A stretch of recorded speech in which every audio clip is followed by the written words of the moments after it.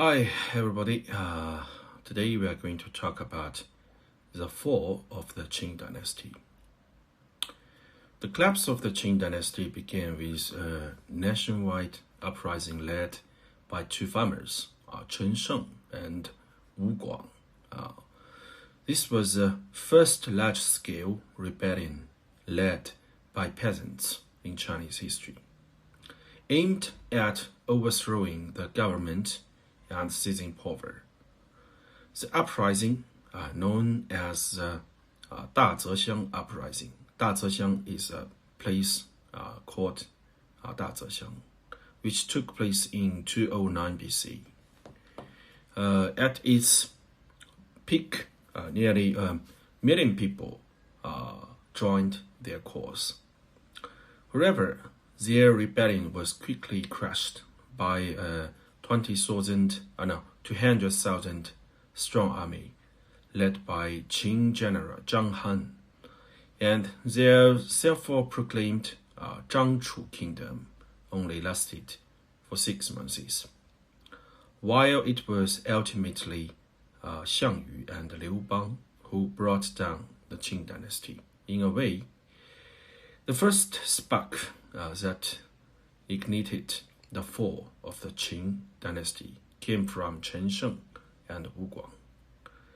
As a Ming dynasty official, Guo Zhengyu, once said, the calamity that brings disorder and downfall doesn't come from foreign invaders, but from the common people.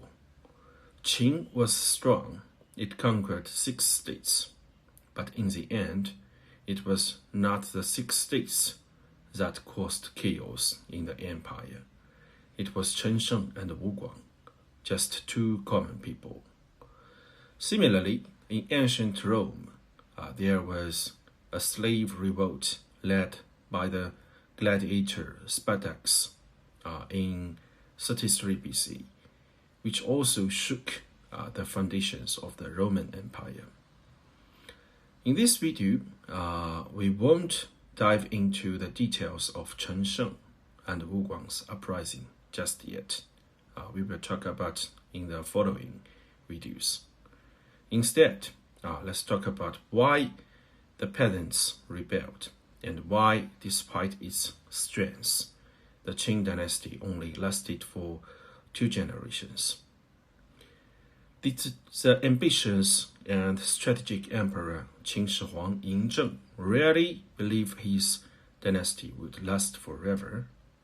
Was he not aware of the challenges and crises his empire might face? In fact, after unifying China, Qin Shi Huang Yingzheng wasn't blinded by his victory. On the contrary, he was very concerned about how to consolidate his revolutionary achievements. One of his most significant decisions was to abolish the feudal system and replace it with a system of commanderies and counties. At the time, the ministers in the Qin court debated whether to adopt a feudal system or a county system, with both sides focused on the security of the state, the kingdom, and the stability of the regime. The difference was that those supporting the feudal system believed that inferior nobles would better protect the state, while Qin Shi Huang Yingzheng and his advisor, Chancellor Li Si, thought otherwise. Li Si argued that the feudal system wasn't safe. He pointed out that during the Zhou dynasty, there were so many engulfed nobles. But did they protect the king? Of course, no. They ended up fighting among themselves, and the king couldn't even mediate. Engulfed nobles weren't a stabilizing force. They created chaos. And Yingzheng took it a step further, believing that the mere existence of nobles was an instability factor. He said that the endless wars in the land were due to the presence of these nobles. With nobles around, the entire land became a prize everyone wanted, leading to conflicts like those in the Warring States period. Restoring the feudal system would only create conditions for war.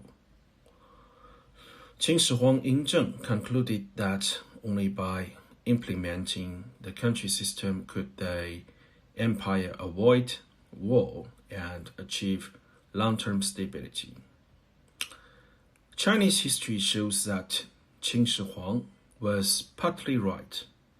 In fact, as soon as the Qin Empire fell, the feudal system was restored under the Chu aristocrat Xiang Yu. After claiming dominance over the land, Xiang Yu engulfed 18 kings in one go.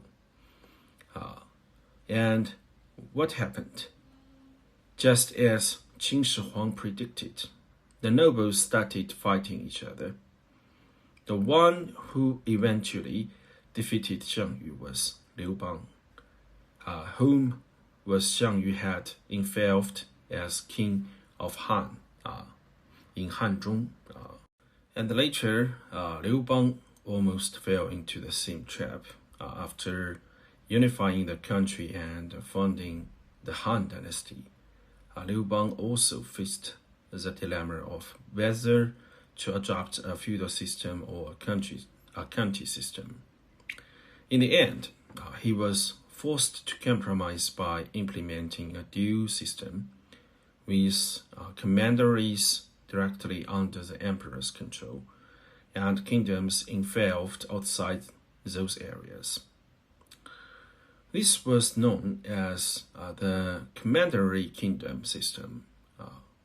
It is a product of bargaining and political compromise. The rebellions comes by both non-relatives and relatives alike. In 201 BC, the king of Han, Han Xin, rebelled. Emperor Liu Bang went to suppress the rebellion but was trapped for 7 days. This situation known as the Siege of Pingcheng. Pingcheng is a place. In 195 BC, Yingbu, the king of Huainan, also rebelled. And Liu Bang, while suppressing this rebellion, was struck by an arrow and eventually died from the wound, known as death by a straight arrow.